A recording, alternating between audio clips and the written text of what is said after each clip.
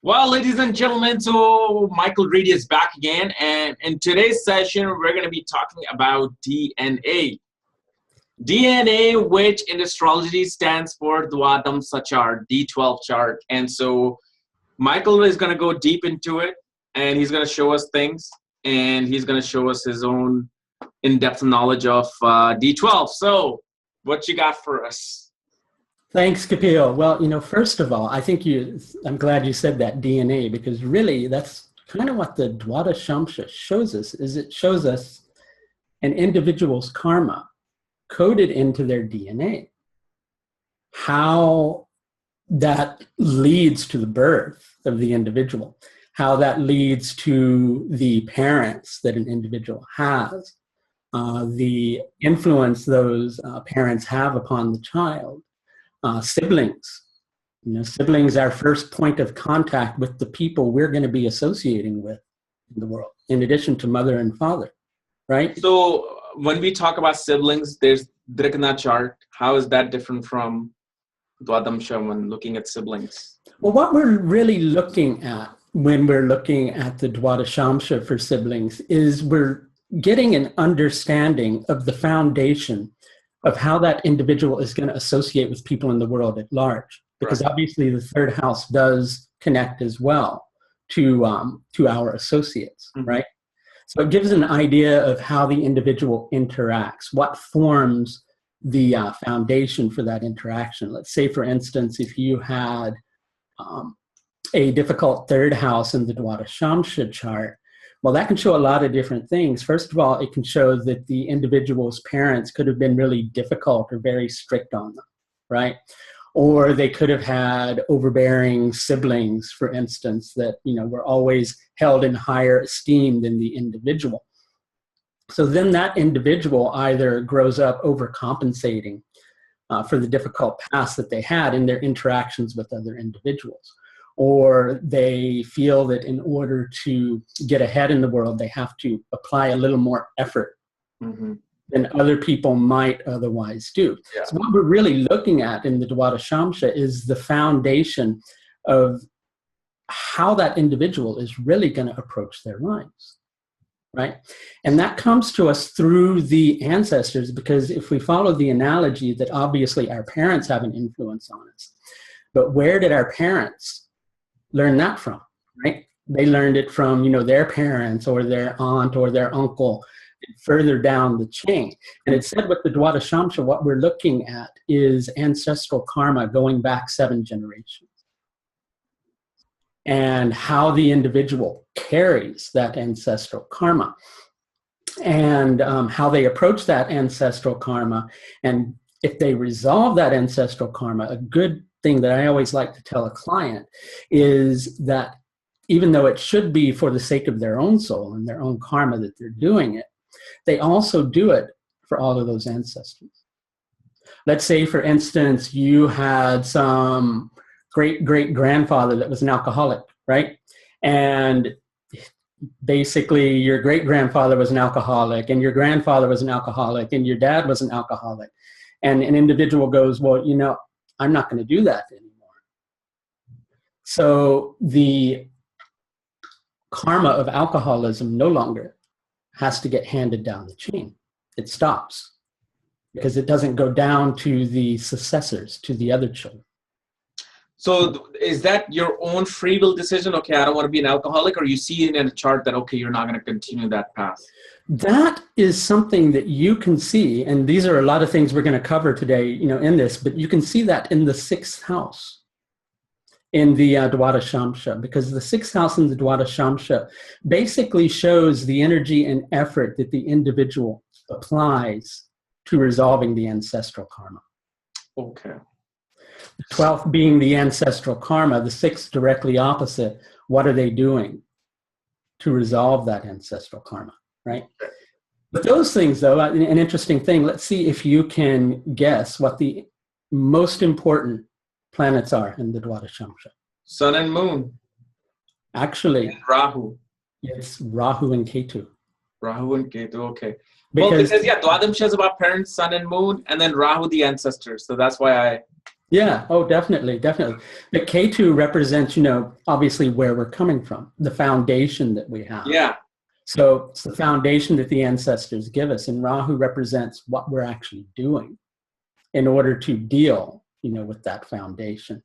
And an important little trick is if you're looking at the Rashi chart and you see that there is a planet that's conjuncting one of the nodes, like let's say you've got Rahu Mars in the Rashi chart or Ketu Mars in the Rashi chart, you want to look at Mars in the Dwadashamsha as well.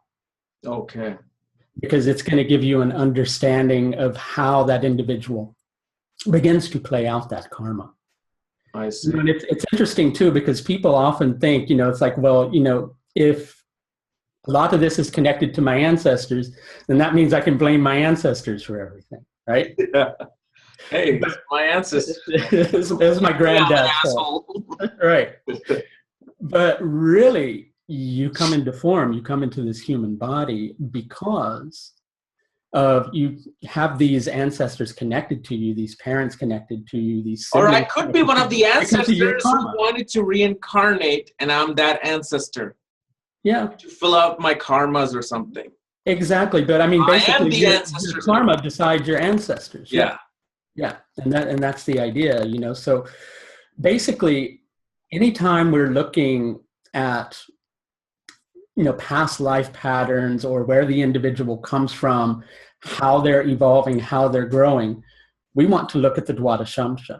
Now, compared to the destiny chart, the D4 chart we did, which is about the destiny as well, is that any different or does that hold?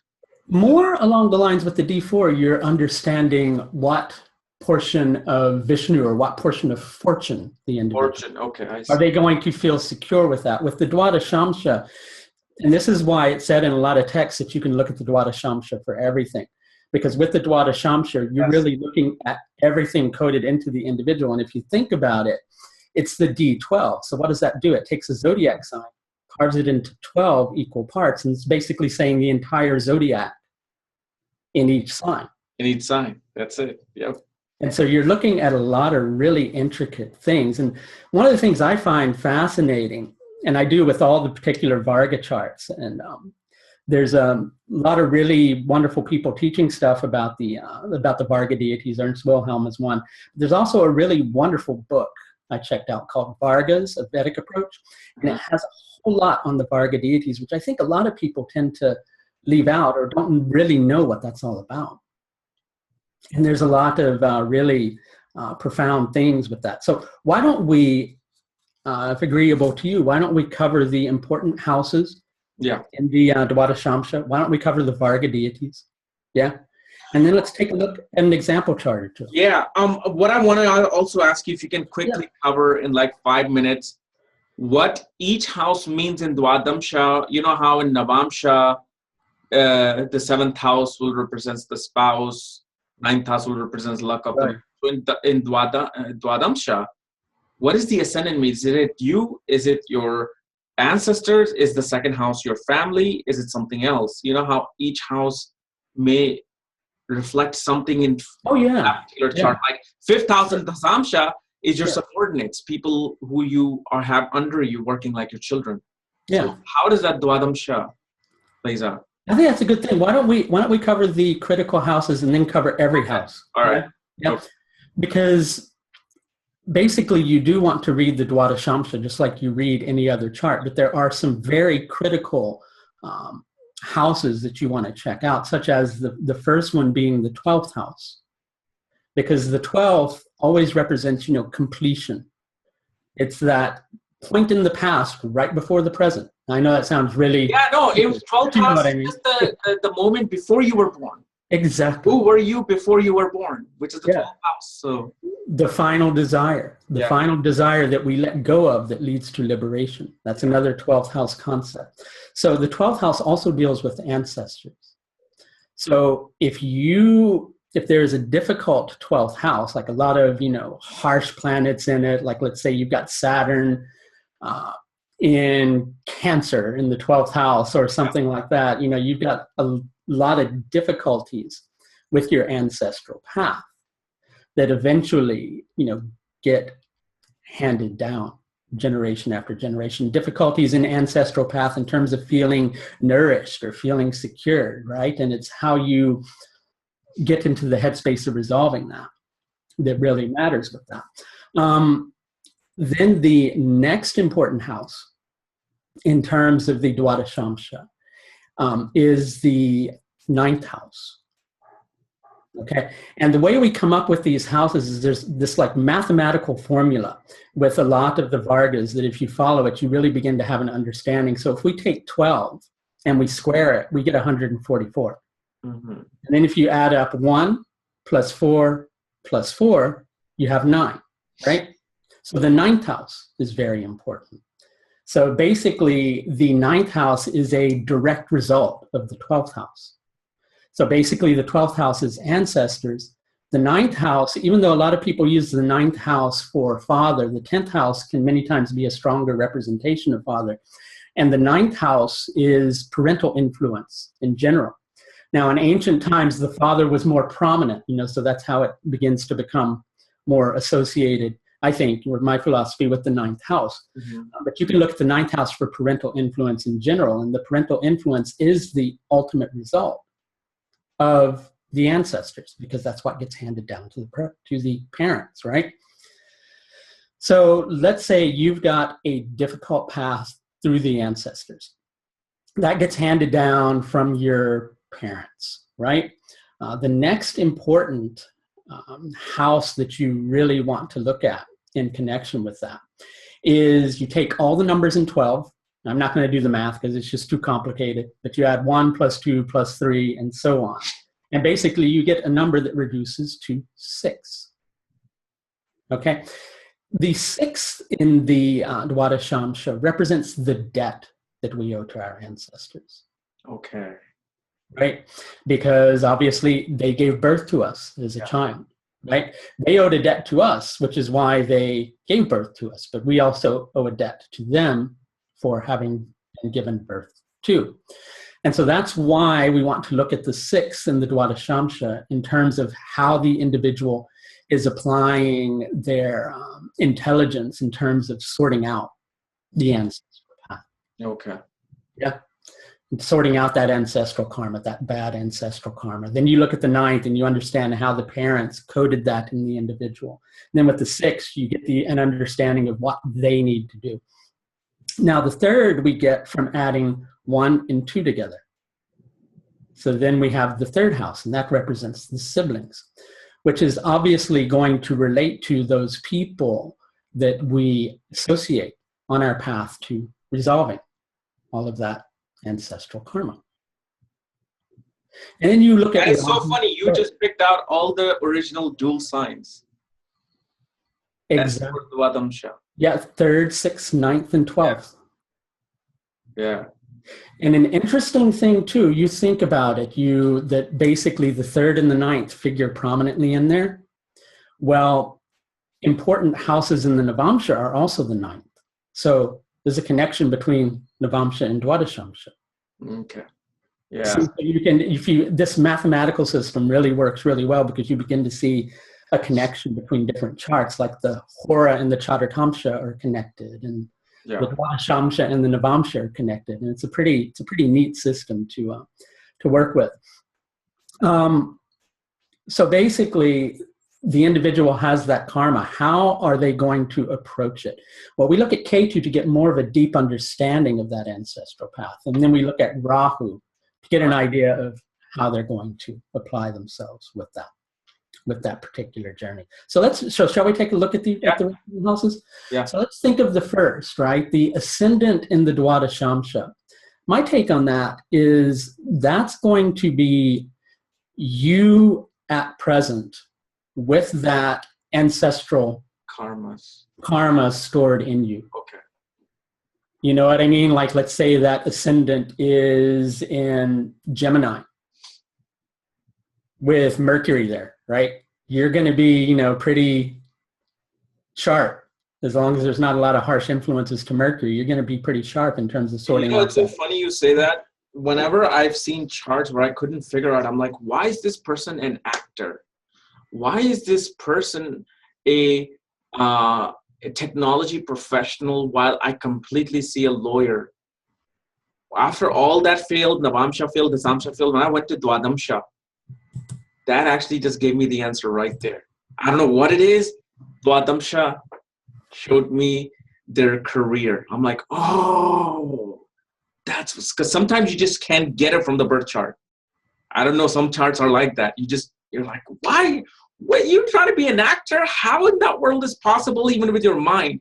When you look at Dwadamsha, they're bringing some past life desires of their ancestors who said, look, I want to be an actor. Maybe I can fulfill it with my descendant. Exactly. Something like that. Exactly. And have you, just curious, have you seen that in the ascendant more so than anything else, or? No, the moon sign, the ascendant, and the influence of the second and 10th lord. Wow. Their earning patterns and their... Oh yeah, well the Artha, the Artha houses. Yeah, no, that would make sense. Yeah. I mean, an interesting thought dawned on me when you said that, which is, I wonder if the 10th lord, or, and you said the 10th, or the Pitrikaraka in the ascendant would show somebody a lot of times who carries out the path of their father. In other words, my father was a carpenter, so I'm a carpenter too. Yeah. I'll have to do a little bit of experimentation. Pitrikaraka, you mean like Rahu? No, Pitrikaraka. Oh, I mean, Pitrikaraka. Pitrikaraka. Oh, Yes. Many Karakas. Okay. Exactly. I see. Or the 10th, yeah. Okay. So I wonder, if that plays itself out a lot. Yeah. But that's what I would look at the first house for. Okay. Right? Second house in every single Varga chart, and this is something you can carry into a lot of the Varga charts. It's a couple of different things. It's the resources that the individual has in that particular Varga chart.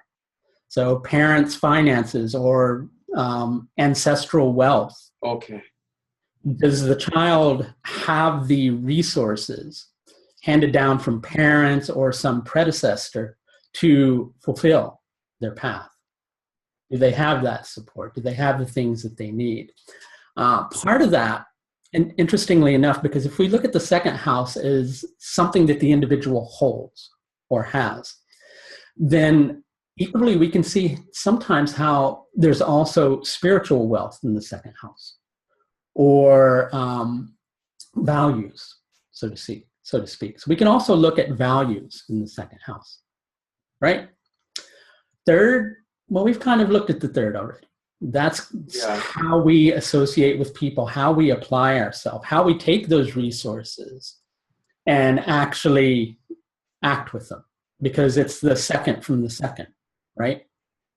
So it's the wealth of our wealth. It's that wealth being put into action and being productive.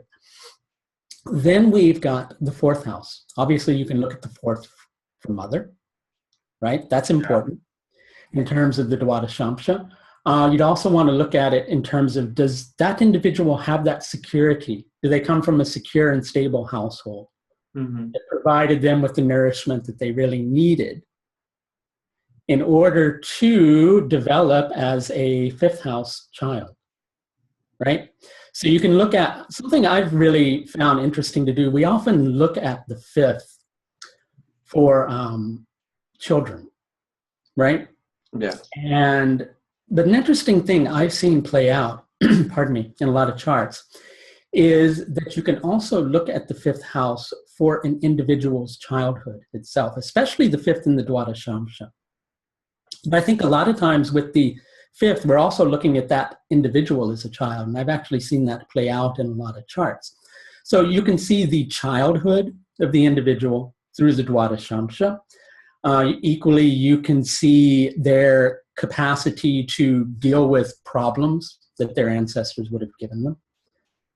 And then when you get to the sixth, as we've already spoken, that's how they're applying themselves with the information, with what has been handed down to them. Seventh, well, with that, I think we're looking a lot at how the parents teach us about relationships. What was our family relationship like? What was the relationship between our mother and our father? What was the relationship between our grandparents and our mother? we get a lot of that through the seventh house, because it's what's the formative information that we learn relationships through. Okay. Then you get the eighth. So I'm giving some more of the simple things, but obviously all these houses are so much deeper than this. With the eighth, a lot of that is how we apply ourselves to dealing with our karma, so to speak. But the eighth is also transformation. So something that's really good to look at in the eighth, especially if you've got somebody who is going through a lot of difficulty in their life, then what we're wanting to really get an understanding of through the eighth house is, what did the parents teach that individual in terms of dealing with hardship? What values did they get? Did they get the type of values that would have taught them that when you're in hardship, you go for the throat of the other person, right? Yeah. Or did they get the values that taught them when you are in hardship, look at the hardship that other individuals have been through? Mm-hmm. Perhaps understand your situation, but also recognize that perhaps it's not as bad as it seems. And then when you come out of that hardship, how are you going to behave to other people? That kind of leads on to the ninth. Yeah. Right? Which is, like we were saying before, parental influence. We look at parental influence through that. But in addition to that, our parents teach us how to approach life, how to work out our karma, which is the eighth house. So it's the value that we've gotten from our parents in terms of how to deal with change, which they have likely encountered from their ancestors. But equally, I want to see if you can pick it. I want to see if you can pick my brain, so to speak. Can you guess something else eighth house oriented that we might be able to look at in the Dwadashamsha? Your in-laws and seeing the impact of your ancestors, maybe relating to occult, mysticism, and pretty much to see the rebirth of the fact that if you have been reborn as one of your ancestors, or if your ancestors might be reborn as your children. Eighth house represents so many facets. It becomes 11th from the 10th house. It becomes second from the 7th house. It becomes 10th from the 11th house. So I can give you like 30 different things for those were many more than what I was even thinking about. So thank you for coming up with those, because I was like, my brain wasn't going there. But another really good one that I was thinking about is inheritance. Oh, inheritance. Okay. Yeah. So, you would want to look in the Chaturtamsha as well. Okay. Right. And the Hora chart, but equally you'd want to look in the Dwadashamsha for that. All right. Because you'd want to see if there was something transforming in relation to the ancestral path, which would, definitely be marked by a death of an ancestor, so to speak. Yeah. I see. Those were all really good things, in-laws and things like that. Yeah. And so the ninth, we already said, is parental influence. You can look at the 10th. 10th can be father. You can look at both the 9th and the 10th for father. I tend to find the 10th being a little more prominent for the individual, because it tends to show more of the influence that the father as an individual gave, so to speak. Yeah. Whereas the 9th, you can many times, I found a lot with the 9th house, you quite often begin to get a little bit of both ancestors. Okay. Sometimes we have these families where the mother was more of a prominent influence. Yeah. The father would have been. And so sometimes I found in readings earlier on in my astrological career that many times when I was saying 9th house related things, the individual would come back to me and say, well, no, actually my mother was more like that. And so I've actually found the 9th tends to cover more of parental influence in general, but the 10th is father, so to speak. Equally, it's the status of our family lineage, right? Do we come from a prominent family? Yeah. That's something that would show in both the 10th and the 12th. They come from a good ancestral background and one that was a prominent family. Well, yeah, that's I actually saw that because like my father was an artist. My uncle is an astrologer. And my dad's father was learning astrology. He used to bring astrologers from the villages to learn astrology. And what I also found out is that his father was actually an astrologer. So it's like I'm coming from this creative and astrological background, which is what makes me me. Yeah. That's when I'm like, wow, Dwadashamsha is powerful. It's an exceptionally powerful chart. And, you know, it's interesting because in a lot of Prashna texts, they say to look at the Dwadashamsha for things. Yeah. Right? You know, because the family background is going to explain a lot in terms of whether something actually comes into being. So you can actually look at the Dwadashamsha for everything. Yeah. In order to get deeper confirmation, but more specifically, we're looking at that for, you know, understanding the ancestors' influence on the individual. So the 11th, elder siblings, obviously, but equally aspirations that our ancestors might have had, goals that they might have had. Were those goals realized, or did they, you know, have their dreams fall flat? You know, that would be determined by whether the 11th house is productive or unproductive. Okay. And we've already covered the 12th. You know, the 12th is ancestors themselves, but it's what the ancestors give us in terms of being able to liberate ourselves, in terms of being able to deal with our past. Mm-hmm. In general, you know, how are we dealing with our past? Are we kind of stuck in the past, or do we learn to let go of it and move on? Do we have a stronger first house than we do a 12th house? Do we have a stronger 6th house than we do a 12th house? Because that's going to show whether the individual can move on from that ancestral karma. And an interesting thing that I found too, if you look at Dwadashamsha charts of people and you see a really strong 6th house, quite often what you'll find with the individual is they grew up in a family where they may not have been adopted, but they feel like they were adopted. In other words, the 6th house is strong? Because quite often when the 6th house is strong, they're looking around at all of their ancestors and they're going, look at all these problems my ancestors have. You know, why can't they see this? You know, in other words, they feel like they're in a family that they can't associate with. Yeah, okay. Because they're stronger than their ancestral path. Yeah. There's not as much debt to the ancestors. And what, like you were saying about the alcoholism, or somebody would do drug use, would you see that with the influence of the 6th house or the 12th house? Since 12th house is like the addiction house, and you'd see it more with the. I would say it's an interesting thing that you mentioned that. That's another 8th house thing too. 12th and the 8th. I'd be looking at the 12th and the 8th. Yeah. See it to see. It's hidden from the world. Like you don't know if the person is an alcoholic or not. Yeah. So you'd want to look at both of those. You'd look more at the 6th for how they're applying themselves with that, because it's important to remember the 6 is also an upachaya house, so things improve. Yeah. Especially if it's a strong 6. That's something they'll have the capacity to overcome those problems. Now, you know, it's all interesting to me, but this is the really interesting stuff to me, the stuff I wanted to get into next. Yeah. Which are the Dwadashamsha deities. Okay. Because basically there's a system that's here with these. And it really helps you to understand it. So first of all, and we'll repeat this as we go along, right? Yeah. First of all, the 1st, 5th, and 9th Dwadashamshas.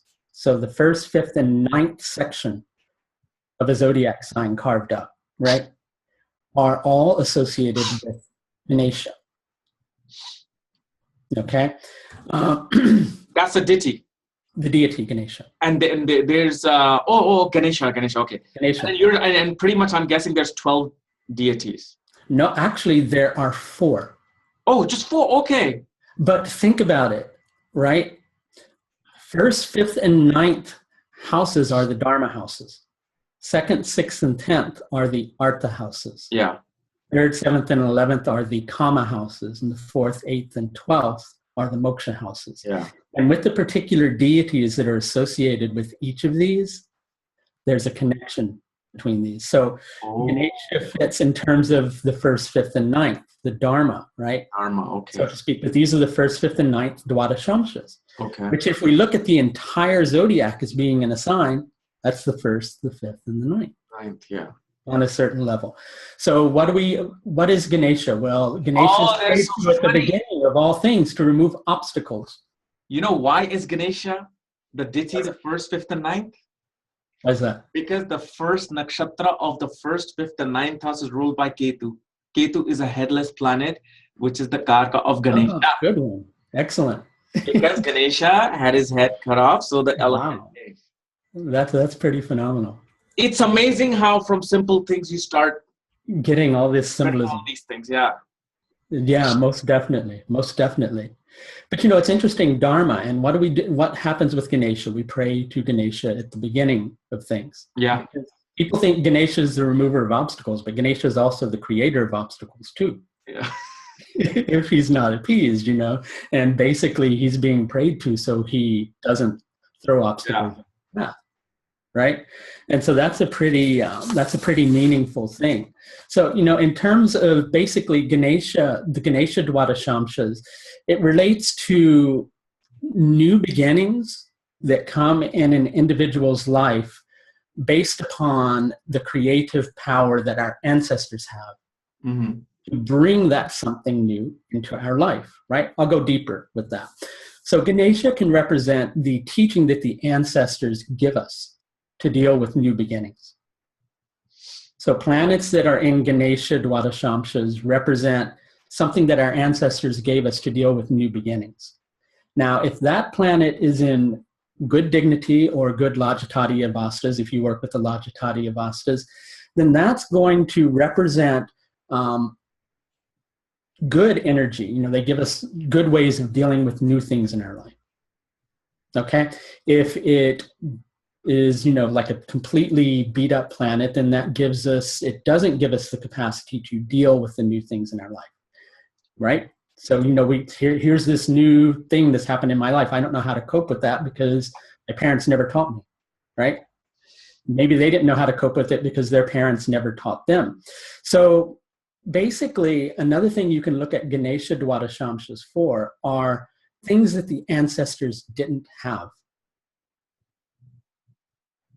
Right? Because it's something new. Yeah. Something new, right? The ancestors didn't have that. If it's a planet that's in good dignity, then these are things that the ancestors didn't have that we had, like your particular case where you were talking about somebody who was an actor. Maybe their parent wanted to be an actor, right? And the planet that represents that individual becoming an actor might be in a Ganesha Dwadashamsha, right? Yeah. So the parents wanted to be an actor. They couldn't do it, but that planet is strong in the individual's chart. So they're bringing something new into the ancestral path. But equally, it relates to how our ancestors taught us to deal with new things, right? You know, did they teach us, you know, what, son, I always wanted to be an actor. And, you know, if you ever get the chance, take that chance. And here are things you can do in order to make that happen for yourself in your life. That would be more of an example. Of a Ganesha planet, right? So if it's in bad dignity, then what you've got are new things in your life that you'd rather not have. You know what I mean? Like, wow, I've got this massive debt in my life. Yeah. My parents never taught me how to deal with debt if it surfaced. So now I've got this massive debt in my life that I don't really know how to cope with. Yeah. Those are more of the Ganesha Dwadashamshas. Okay. So then the 2nd, 6th, and the 10th Dwadashamshas are the Ashwin. The Ashwin twins. Yes, right. Because basically the Ashwins are the divine healers. So basically through them, they give all the good things in our life that help to maintain the quality of life. Okay. So these are the things the ancestors give us that help us to maintain the quality of our life in general. And a good way to understand this too is the Ashwin Dwadashamshas relate to things that our ancestors had, but we are also taken care of. If that planet is in good dignity and a good Ashwin Dwadashamsha, then it's something that our ancestors had that's handed down to us, and we have the capacity to maintain it because we're dealing with the 2nd, 6th, and the 10th. the Artha houses. Yeah. It's a good way to understand it, is to just keep those houses kind of stored in your memory. Bad things that are in Ashwin Dwadashamshas relate to things that we need help with, but we can't get. We don't have the capacity to maintain it. Yeah. We don't have the resources to deal with it. We don't understand how to really cope with it, so to speak, right?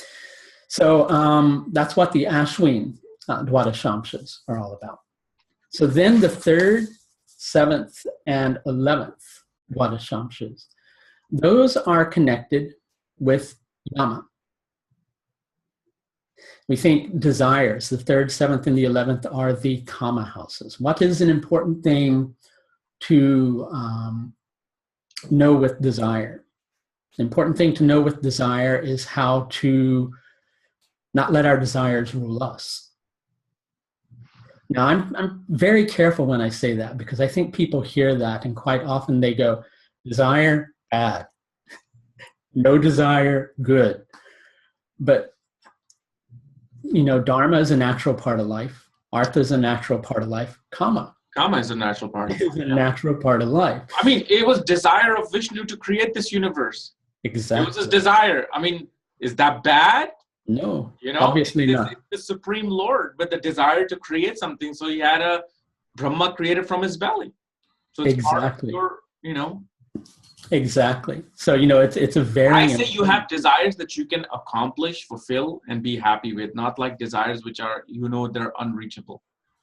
Yeah. It desires that, hey, I want to go to Himalayas 1 point. Okay, fine. Save money, book your ticket, go. Okay, exactly. Well, I want to be world famous. Okay, well, now you're setting yourself up for failure unless you create a mass murder and you become on news. Okay, well, that's right. how you get it, and that's going to screw you up more. So that's what I get it, yeah. Well, you know, that's a good reference point. I'm glad you said that. It was a humorous one, but it was a good one. So, you know, the Yama Dwadashamsha represents the restraint and discipline that we need. And it's equally the restraint and the discipline that our ancestors teach us. And you kind of just hit it on the head with that, which is, I want to go to the Himalayas. Okay, well, if you want to go to the Himalayas, the discipline that you need to do is to put the money aside, save it up for the time that you can go and do that trip. And that would be something that our ancestors either taught us or something that they didn't teach us, right? Yeah. So, you know, Yama things are things that the ancestors were finishing or didn't find important anymore, or had made the best of, and which the individual may be letting go of in order to embrace new things. Or it can also relate to our ancestors having finished something or having been accomplished at being disciplined and handing that discipline down to us as an individual. But when you've got a difficult Yama Dwadashamsha, then quite often you can have things that terminate in a bad manner because the ancestors didn't give us the discipline to learn how to deal with those things. So what would you say if there's, let's say, malefics in the 7th house or the 11th house of Dwadasamsha, or even the 3rd house? Like, and one of those, and let's say one of those malefics was the 7th Lord, right? Let's say you have a malefic 7th Lord in the 7th house, right? What's in its own sign? But let's say it's you know, Mrita, right? So it's at the end of it. So that, and it's in a Yama dignity, and let's say you've got Mars there and you've got Rahu there, and you've just got a really, you know, beat up planet. Then what you would be looking at is the relationship would be more prone to come to an end. Because Yama's the god of death, so it would come to an end in a difficult manner because the ancestors didn't really teach us how to have the discipline we need in relationships. Let's say, for instance, that 7th Lord happened to be in Swati Nakshatra, right? That individual is going to go out and form all sorts of extramarital relationships because the ancestors... Okay, so you can relate the 7th house then to marriage as well, as what you're saying. It's not just the we're actually not looking at, when we're looking at the 3rd, 7th, and 11th, we're looking at the 3rd, 7th, and 11th Dwadashamsha. Not necessarily the house. So I'm not looking at, in other words, the division of a sign. So let's say you take Aries, right? Yeah. Basically, you divide Aries into 12 equal parts. Right. You'd have the first Dwadashamsha of Aries, the fifth Dwadashamsha of Aries, and the ninth Dwadashamsha of Aries would be Ganesha Dwadashamshas, right? Which would relate to, in that particular instance, if we're dealing with Aries, Aries is the first Dwadashamsha of Aries would put that planet or whatever is in that first Dwadashamsha in Aries, okay? Oh, wait. Okay. Now you see what I'm talking about. Okay. Okay. So let's get this confusion out. So you're not looking at the houses of the Dwadamsha. No. The third, seventh. Okay. No. See, people might be thinking that because I was thinking that. Good that you mentioned that. Yes. You are looking at the 12 different parts of just one sign and saying that first one is Ganesha, second is Ashwin, third is Yama. So if let's say you have an Aries ascendant or Aries sign, which is a 30-degree sign, you divide that into 12. Correct. That's what you said. So the first, whatever degree that is, the 4 degrees, I guess you can say. So basically 30 divided by 12 is going to be 2.5. Yeah, okay. 2 degrees, 30 minutes. First 2 degrees. Yeah, so 2 degrees and 30 minutes will be the Ganesha Dwadamsha. You got it. Second would be this ice. Okay. So That's guys, how you do it. It's not I want to discussing the 3rd, 7th, and 11th house of Dwadamsha. Is talking about the parts of one individual sign. You've got it. Okay. You've got it. I didn't want to bore people with the calculation of it. Yeah. But basically what you do, the first Dwadashamsha of Aries would be Aries. The first Dwadashamsha of Taurus would be Taurus. And you go around the zodiac with it. You see, it's a real easy calculation. The first Dwadashamsha of Gemini would be Gemini. Gemini, yeah. Okay. Yeah? And you go around the zodiac that way. I see. That's how you do it. See. Yeah. Okay. But let's say it happens to be in the 7th house too, and it's in a Yama, like we were saying, and it happens to be in Swati Nakshatra. So then we'd be dealing with, potential for extramarital affairs because the individual didn't learn the proper discipline in terms of dealing, with relationships.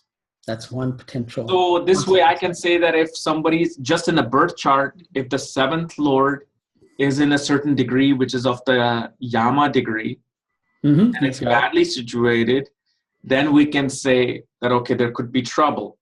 But do we also have to then look at the D12 chart and the 7th house, or you're simply saying that we can just judge this from the birth chart itself, just by knowing that?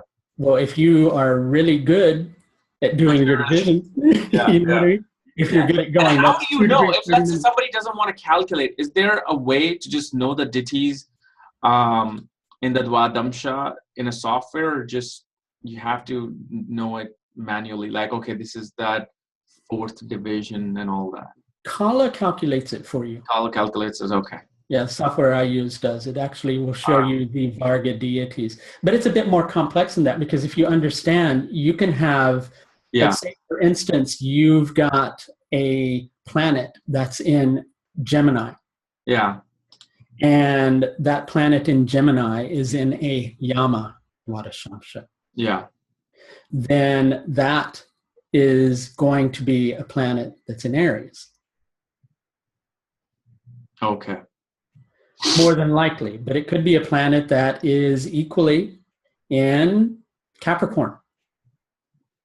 I'm sorry, not Capricorn, Sagittarius, right? Okay. Yeah. Or it could be a planet that's in Leo. Yeah. Oh, that's true. Yep. You see, because that's how it would tend to play itself out. Okay. Right?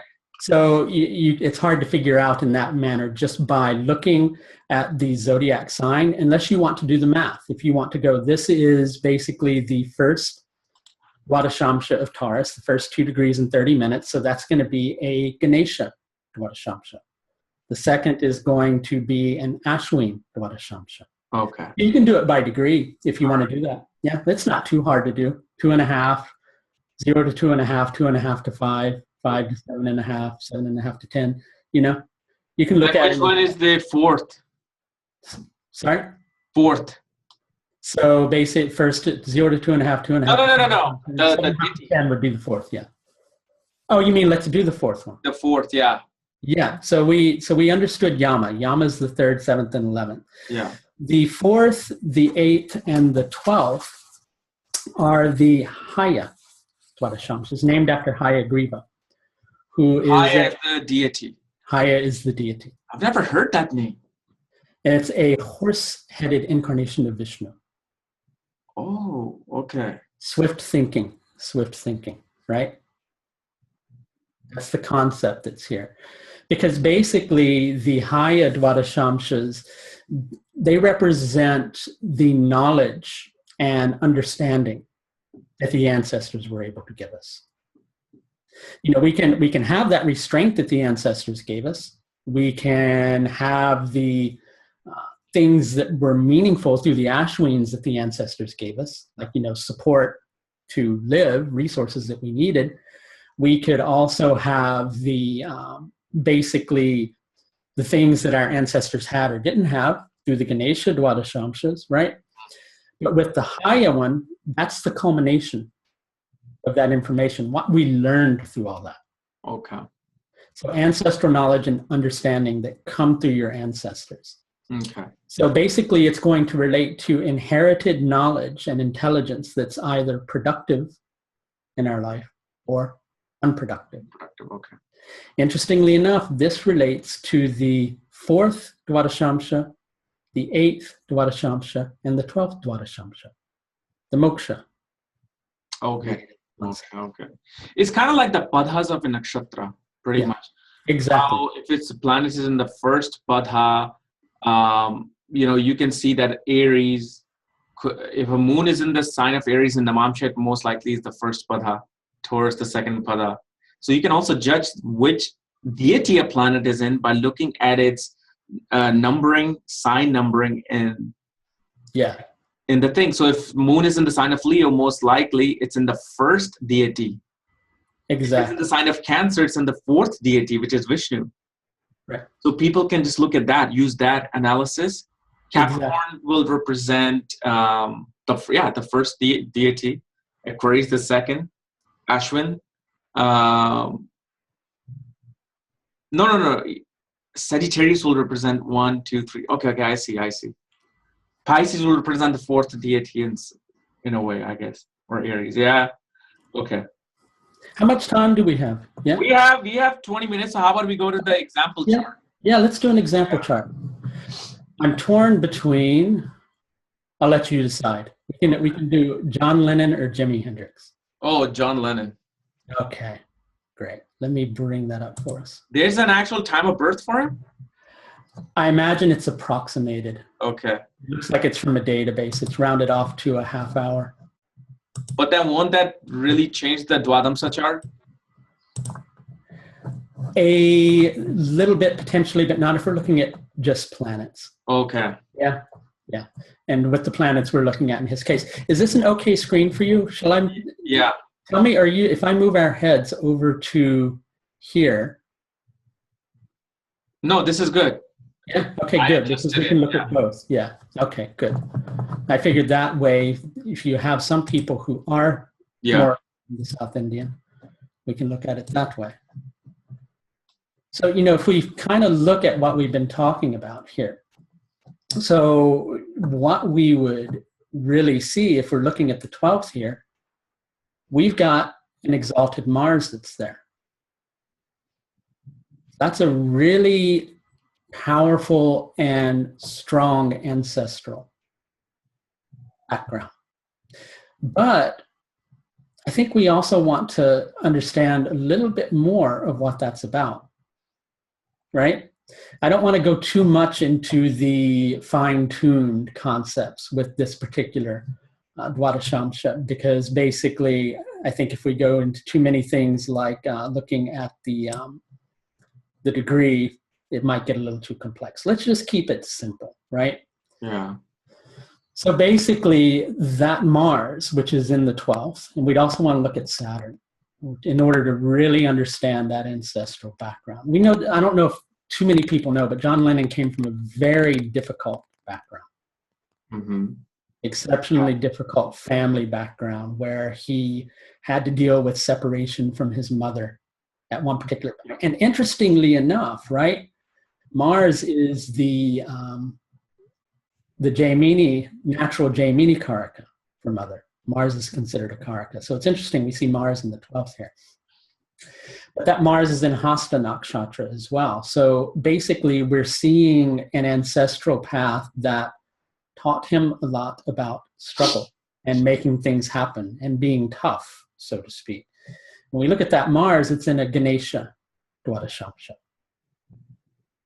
So basically, these are things that the ancestors had. The ancestors had the strength to deal with struggle, is one thing to deal with, right? Mm-hmm. And that Mars is the 3rd Lord and the 10th Lord, right? Mm-hmm. It's interesting too, because 3rd and 10th, an expressive career, and that Mars is in the 12th. So he pushed his way on a certain level to the top. And it's interesting because if you hear a lot of stories about John Lennon, I was actually just listening to something the other night about his meeting with Paul McCartney, and he at first was just kind of standoffish to him. He didn't like accepting anybody unless it was on his own terms, so to speak. Mm-hmm. He was really a kind of tough guy with things like that. So we see that Mars that's there, which would have kind of taught him a lot in his past, through the ancestors. His ancestors likely had struggled, as we understood through his mother. Basically, he was the son of somebody who was in the services during World War II, and they were absent for a lot of his life. So he had a lot of hardship in his early childhood, and his parents had a lot of hardship equally in his early childhood. So something that his parents had was hardship, and he likely had some hardship too, but it was hardship that came down to him in a good way. And it created a lot of good things in his life. It created focus, mm-hmm. capacity to, rise above challenges and really deal with them. It's interesting because if you look at the Lord of Capricorn, Saturn, which is in the 11th, right? Mm-hmm. Well, there would have been potential problems with money. His ancestors had problems with finances, most likely. And these are things that he likely had earlier on. The thing is, if it's an approximate time, this may not be the most accurate placement, though, right? I mean, with Saturn, it's not going to change that quickly. Okay. You see? Because Saturn is not going to move more than a degree a day. Yeah, but I mean, the ascendant might be different, though. The ascendant might be different if we went back, like about an hour. Oh, an hour, okay. Or even more, Oh, I see. We're looking at we're looking at the Dwadashamsha. I'm sorry. No, if we, I was thinking don't know why my brain was thinking Rashi chart. Let's move this back. Let's see how much longer he would have to go back before. If I can make this work for us. Let's see, we go back 1 minute, 2 minutes, 2 minutes back. Okay. But if we were looking at either of these, I tell you what, shall we shift and do Jimi Hendrix's chart? Because I do have a rectified time for him. Okay, yeah, let's do that. Because I rectified his chart. Yeah. So, that might be better, yeah. What's his birthday? Hendrix's? Yeah. Hendrix's is the 27th of November. 1942. 42. And what's the time? The time is 10:13 and 32 seconds. 10, 13, and 30. And he was born in Seattle, right? He was born in, let's just make sure it was Seattle, it was Seattle. Okay. Because I'm trying to look at it on my end as well. Okay. Okay. So when we're looking at the Dwadashamsha here, we've got some pretty interesting things here as well. Let's bring up this chart for us, okay? We see the 12th here is Saturn. And we see, this is something that's really interesting, to me at least, right? Is we've got Saturn in a great enemy sign. Okay, and that Saturn is in a Yama Dwadashamsha. Yeah. That Saturn's in, not the best dignity. It's in Scorpio. That Saturn's not a happy Saturn. So basically, this is something that his ancestors didn't give him discipline with. And think of the myth behind Rohini Nakshatra. Specifically the one about the moon eloping with Jupiter's wife. Yeah. Hendrix was the child of an extramarital affair. Okay. Or actually, I don't know if he was. I think it might. I'm sorry? How are you relating the Rohini with Saturn and Scorpio, though? Because this is a way of looking at the nakshatras. So basically, I don't want to drop a bomb on too many people, so to speak. So why don't I explain? What are the nakshatras, right? They're the constellations, right? Constellations, yeah. So constellations are an astronomical concept. Mm-hmm. So if we have a planet that is in Rohini Nakshatra, if we put it in a different Varga chart, it's not going to be in a different nakshatra or in a different constellation, is it? No. If we looked up in the sky, it would still be in Rohini. Yeah. So I've actually found that and I know some other people do things differently and they still get accurate things with that, but I've actually found more accuracy if you keep the nakshatra position from the Rashi chart. Oh, okay. I see what you're saying. And you carry it over to the divisional chart. So Saturn can be in Scorpio. Yeah. And in the Rohini Nakshatra, right? Okay. And it's interesting because I don't think it was actually, and I have the notes here too somewhere because I wrote down what actually happened with Hendrix.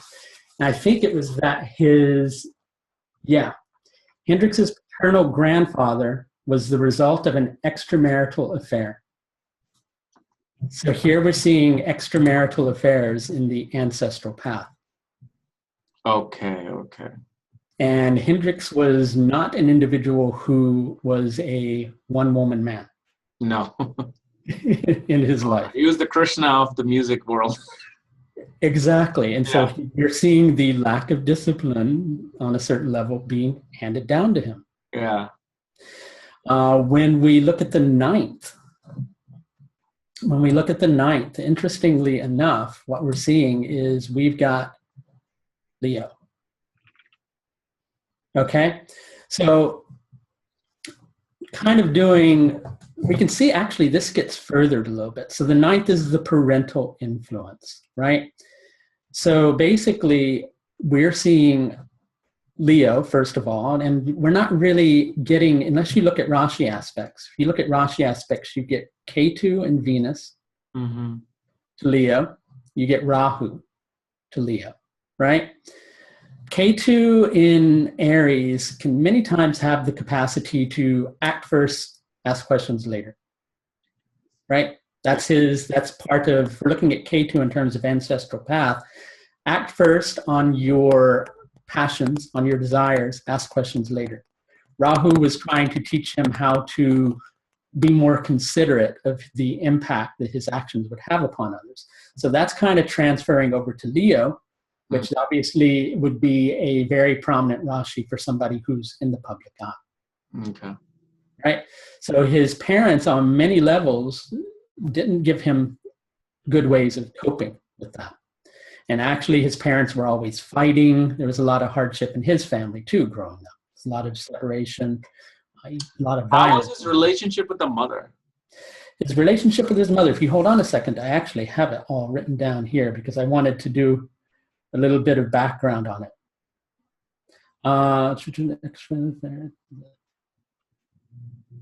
Okay, Hendrix and Moore had a son named James. Okay, 1941, sorry.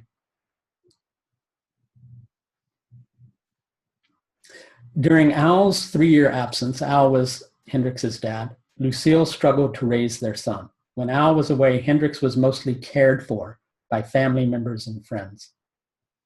Especially Lucille's sister, Dolores Hall. Why are you asking? I'm just curious. Oh, just by looking at his 4th house and the moon, Yeah. I was thinking like right now, the way this is, that the relationship with the mother should have been balanced, but I saw moon was in Yama. So that's why I was just curious. Yeah. Yeah. Well, it's sometimes I hold the opinion that we can't really see a lot about a public person from public biographies. Yeah. If you know what I mean. So quite often, the individual could have had a very good connection Better with them. connection than the biography is completely screwed up. Yeah, exactly. What comes out is more of the dirt. Yeah. And so I think that we end up missing a lot of things like that. But most especially interesting to me is when we're looking at this, you've got the Lord of Leo, which is the sun, in a Ganesha Dwadashamsha, right? So something about his parents, they likely, because we're seeing Sun and Mercury, even though they're, quite a distance apart here, that's still a Buddha Aditya yoga. Mm-hmm. That's happening in this particular sign. So we can see the potential for spiritual insight, but that would have been something new. Yeah. Right? That the ancestors didn't have, but that he had, right? That he learned from his parents, not really, being kind of considerate of sensitivities of others, so to speak, which is a very Piscean trait, so to speak. And interestingly enough, both of those are in Anuradha Nakshatra, which is ruled by that weak Saturn, right? Yeah. So we're beginning to see lack of boundaries in terms of his parents' relationships that really taught him a lot about being more considerate of other individuals. Mm-hmm. So then we'd also go, let's take a look at that 6 that's there too, which is Taurus. Okay, so again, we'd see, you've got a Rashi aspect from Rahu. Yeah. You've got a debilitated Mars, but an exalted Jupiter. That's an interesting 8th house there, right? Yeah. Debilitation and exaltation, right? Yeah. Things are overwhelming, but you just keep a jolly attitude about it all, and it'll help you to cope with it, right? Exactly. Jupiter and Cancer, so that's pretty meaningful. But when we're looking at Taurus itself and we're looking at Venus here, we've got a Venus that, even though Venus is in a friend sign, he's at the very last degree there. The very last degree, and it's in Anuradha Nakshatra too. So a lot of this I'm getting really ties in to his parents and siblings, because Venus is also the Brahtikaraka here. Venus rules the 11th. I know he had a brother, not sure if he was older or younger, but we're looking at the 6th, right? So basically it could have been a lot, and that is in I believe he has a younger brother. It was a younger brother. Okay, right. And the reason I'm saying this because he has, according to this chart, he has Rahu in the 11th. Whenever Rahu is in either the 3rd or the 11th, either a person, if it's in the 3rd, you might be the youngest sibling. Mm-hmm. If it's in the 11th, you might be the oldest sibling. I think you're right. I think he had a younger sibling. Yeah. Yeah.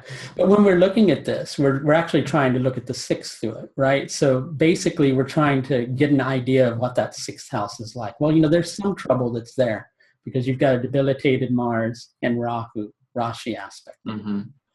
But what it would have taught him is that when you're dealing with the stress of the background that you come from, that your parents, may not have helped you with due to their violence in the household and everything like that, even though it was emotionally overwhelming for you, you just try to keep a positive attitude about it. Yeah.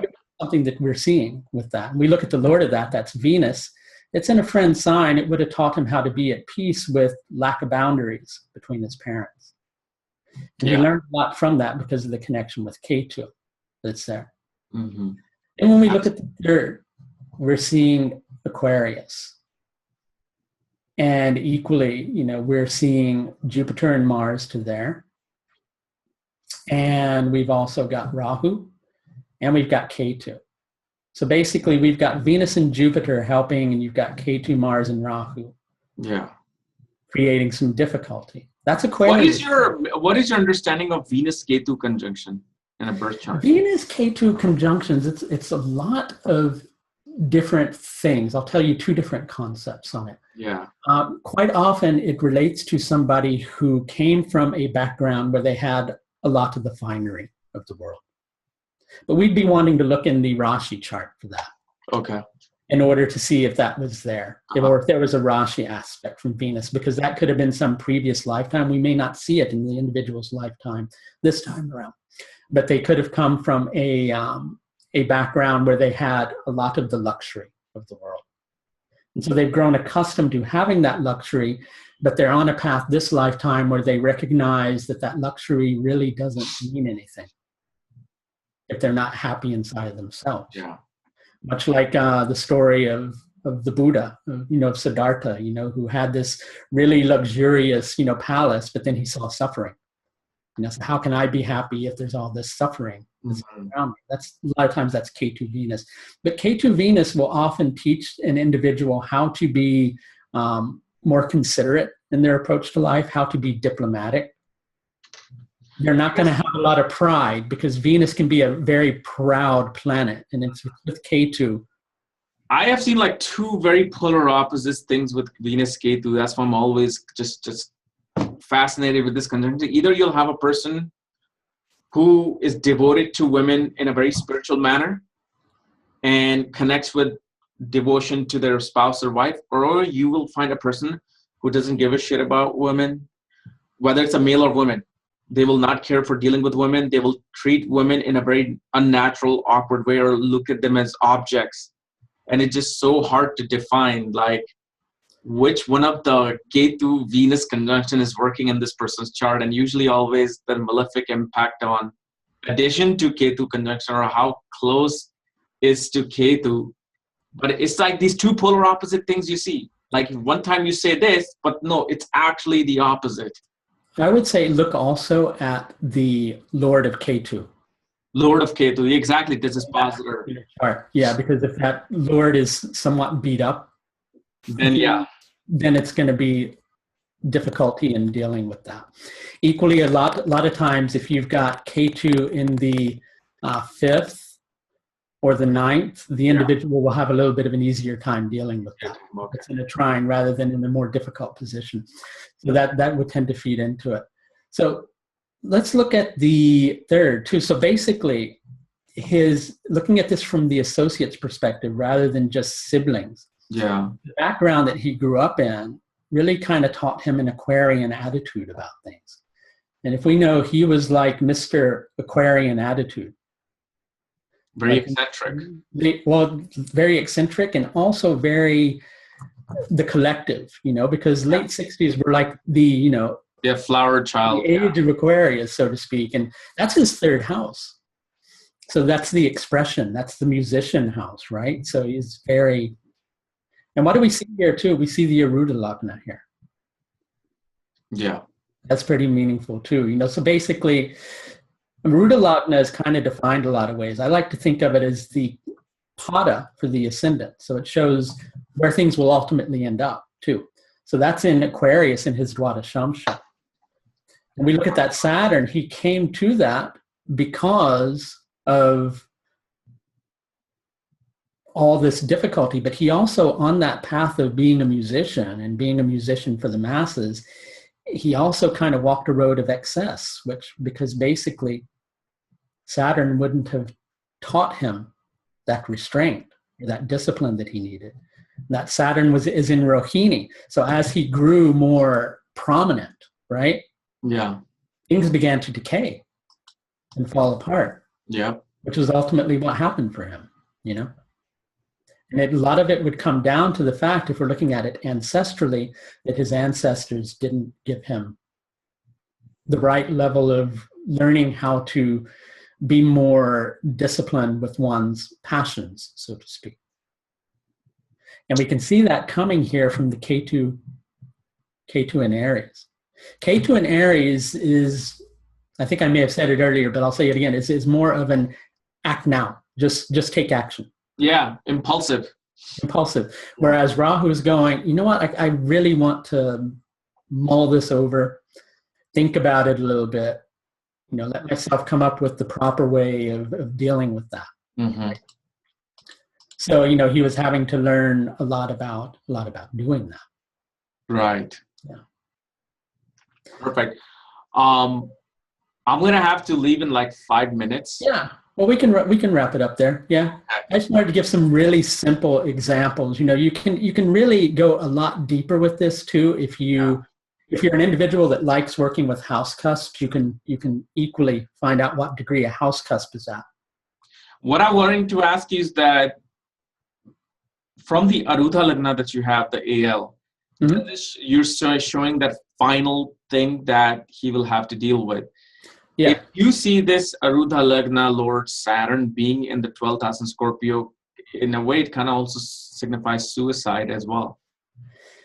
And self-undoing, house of self. There's another thing that's there too.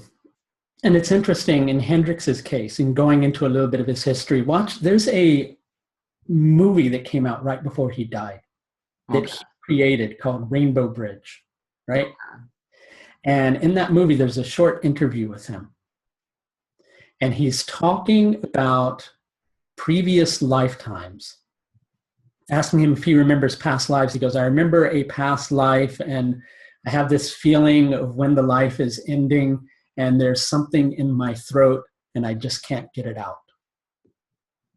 Wow. And what happened with him, for your listeners who don't know, is he asphyxiated on his own vomit, so to speak. A lot of people question whether Hendrix died from an overdose or whether he was bumped off, because he actually had, through his management, there were a lot of connections to the mafia, so to speak.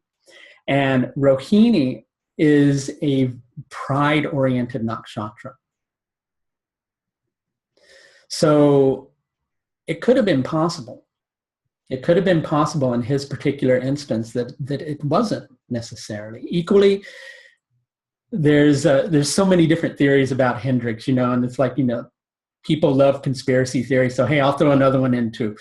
Basically, right before his death, he was talking a lot about people who were watching him and how he wasn't safe, so to speak. And right before he died, he became very active in the Black Panthers. Oh, okay. And in an interview on national television, he meant we want to, take the struggle for Black power to Washington. But what he said was, we're going to take the war to Washington. So a lot of people have this theory that he was being watched and monitored, and like the theories circulate about Lennon as well. Yeah. Yeah, okay. It very much could have been the case because he became too powerful. Yeah. Too well known. Absolutely. Wow. No, this is really shows a whole lot of in-depth into, I think this really shows the psyche of a person. It does. It shows how that psyche equally, what I often like to say about the Dwadashamsha is if you look at the Dwadashamsha for previous lifetimes too, because if you think about it, when we come into this lifetime, I often like using the analogy that if you think of an individual as a computer, our parents install the operating system. Yeah. So to speak. Right. That's what we're looking at through the Dwadashamsha is our karma encoded into us by our ancestors, right? Yeah. But we chose those ancestors because we had our own karma that we had to work out. And you have to play around a lot with the Varga deities. And I think you'll find that if you do less with celebrity charts in terms of these, you'll find out a lot more, because I have this theory with celebrity charts that there's a lot of their personal life that you don't know. Yeah. That's very true. That's why I think you should have then also brought like a personal chart too, because you were using the celebrity chart. Right. But by the same token, I often, a lot of times what I do in that instance is if I, because I don't want to use somebody's chart unless they agree. No, I know that's exactly, yeah. I get a lot of times what I'll do is I'll just create a chart. Yeah. This is a person's chart. But I think many times if you do it with a celebrity chart, what you begin to find out is you'll see things and you go, well, that doesn't seem like it's valid or right. But then you have to remember that you don't know every single aspect of that person's life, especially if they're in the public eye. Absolutely. Yeah. So, if obviously your website is, if people want to get a consultation or get some courses from you, it's the AuthenticVedicAstrologer.com. It's just AuthenticAstrology.com. AuthenticAstrologer.com. Okay. And Authentic Astrology. It's astrology. AuthenticAstrology.com. Okay. Yeah. AuthenticAstrology.com. And then your Michael Reed Astrology is the YouTube channel. That's it. Exactly. Perfect. So guys, please subscribe to that and check out his website. Thank you so much. Oh, thanks, Kapiel. For coming again and enlightening us with great information. My pleasure. Thank Have you. an excellent day. Bye-bye.